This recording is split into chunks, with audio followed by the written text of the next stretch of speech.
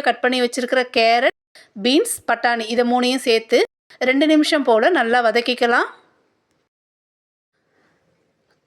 காய் கொஞ்சமாக வதங்கினதும் இது கூட நம்ம காரத்துக்கு ஏற்ற மிளகாத்தூள், கொஞ்சமாக கரம் மசாலா போட்டு நல்லா வதக்கிக்கலாம். இப்போது இதில் நம்ம 20 நிமிஷம் தண்ணியில் ஊற வச்ச பாஸ்மதி அரிசியை தண்ணியை வடிச்சிட்டு சேர்த்துக்கலாம்.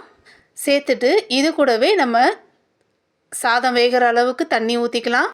தேவையான அளவு உப்பு சேர்த்து நல்லா கலந்து விட்டு மூடி போட்டு மிதமான ஹீட்டில் வேக வச்சு எடுத்துக்கலாம். இப்போது அரிசி வெந்துருச்சு.